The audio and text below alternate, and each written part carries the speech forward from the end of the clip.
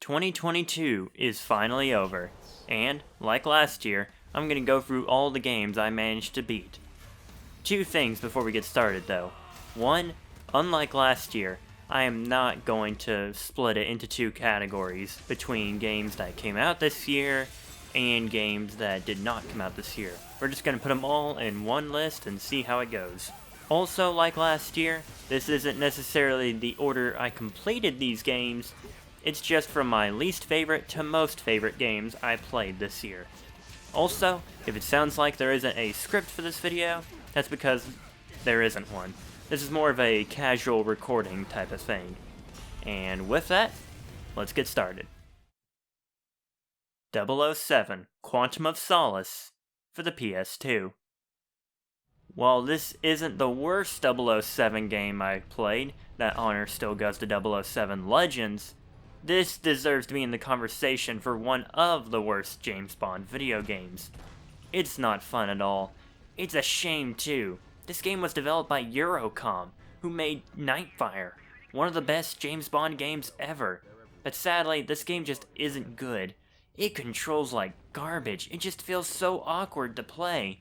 Not to mention the shooting is so bad, with only 1 out of 4 bullets hitting your enemy. I don't know if that's the exact way it goes, but that's how it feels to me. It's just not a fun time at all playing this game. I would easily recommend 007 Bloodstone over this game. It's a third-person shooter like Quantum of Solace, but has much better controls and is just overall a much better 007 video game. This is easily the worst game I played this year, and I would recommend avoiding it at all costs. If you're still in the mood for the Quantum of Solace story for some reason, just play the 360 or PS3 versions. They're much better. Dirge of Cerberus, Final Fantasy VII. This game is so stupid. I only wanted to play it to figure out who Underground was, the bad guys that were introduced in the intermission DLC for Final Fantasy VII Remake. And boy howdy did I learn who they were.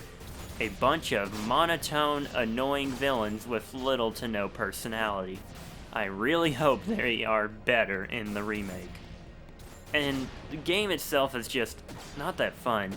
It's a third-person shooter, but it's not that good of a third-person shooter.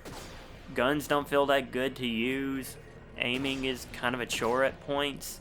And there is some melee combat. And by some melee combat, I mean there is a 3-hit combo you can do. And that's it.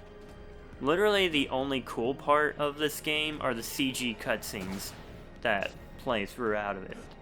Honestly, the only thing that I think is worth keeping from this game in the remake universe is Steve Blum as Vincent Valentine, as I think given proper voice direction, I think he could do a much better job than he does here. Unfortunately though, this game is still pretty bad. Like the last game, I'd recommend avoiding it unless you're just super curious. Resident Evil 6. It took me long enough, but I have finally completed this game. And I am no better off because of it. This game is such a train wreck. If you're playing the single player, that is.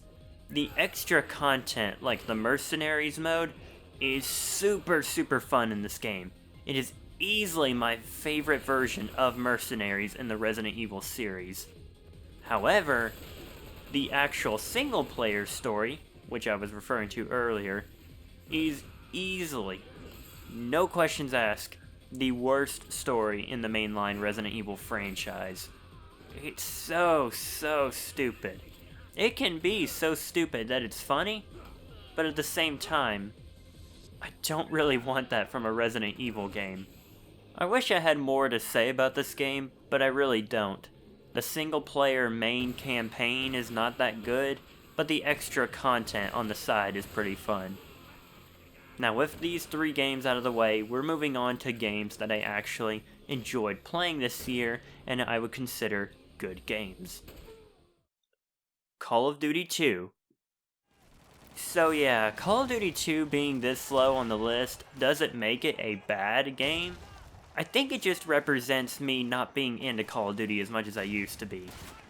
It's still a solid World War II shooter, but I just think there are much better shooter options out there nowadays. Again, it's not a bad game.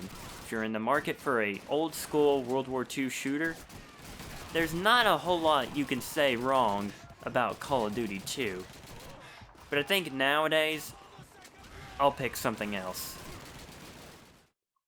Quantum Break. I ended up getting an Xbox Series X earlier in the year, and with that, I was able to finally play some Xbox One games that I never got a chance to play when I owned a PS4 at the time. Quantum Break was at the top of my list of games to play, and overall, it's fine. It's a really cool third-person shooter that involves a lot of time travel elements in the story. And because of that, the story is quite confusing at points. And this game also was the game to have like live action TV show segments in between the missions. And honestly, they're kind of a waste of time. I ended up skipping most of them when I realized that it only led to about a 5-minute boss fight at the end of the game. And speaking of that, the game becomes really easy near the end of it because of the overpoweredness of the main character. There's just so many abilities at his hand. But that's also kind of why it's fun. Even with that little bit of funness though, it's not as good as another Remedy game that's later on in the list. Overall though, it's a solid game, and it's pretty cheap too. The 13 Remake. I've been wanting to give 13 a chance for a really long time, and finally, I beat the remake for the first time this year. I played the September 2022 patched version, in case you were curious, as the original version of this remake was awful. But this version's pretty good. I think overall it's a better playing version than the original 13, but I still don't think I would recommend it over the original, because the original just still is a much cooler presented game. And when you get down to it, 13 is a really basic first-person shooter with some really cool comic book elements to it. That's really all I have to say about it. It's a solid shooter, but you're probably better off playing the original. Psychonauts 2. I have now played the Psychonauts duology, and yes, I think the first game is better than this one. You'll see that game later on in the list. But talking about the sequel here, it's a much better playing game than the first one. Combat and platforming are a lot more fun this time around than they were in the original Psychonauts. However, I don't think the story is as strong as the original. Not to mention, a lot of the levels sort of blend into each other. They're very unique, but you're still playing the same game throughout. Whereas in the original, each level felt like a completely new thing. Now, some might think that was a bad thing, but I thought that's what made Psychonauts 1 such a unique game. Also, Psychonauts 1 had the Milkman conspiracy, which instantly makes it a better game. Overall though, Psychonauts 2 is a solid 3D platformer that you should give a chance. Pac-Man World Repack. Is this game really better than Psychonauts 2? Objectively speaking, probably not. But I had a lot of fun playing this game. And it holds a lot of nostalgic value as I played the original Pac-Man World growing up. And this game was pretty much everything I wanted it to be. Just the original game, but it fixed a lot of the problems that was in the original. Not much to say here. If you liked the first Pac-Man World, as in the original, you'll probably like this game, as it fixes almost every problem from that original. Now bring on Pac-Man World 2. Psychonauts 1. I do think Psychonauts is a classic game. Like I said, the sequel plays a lot better than the first game. However, this game just has so many cool things going for it.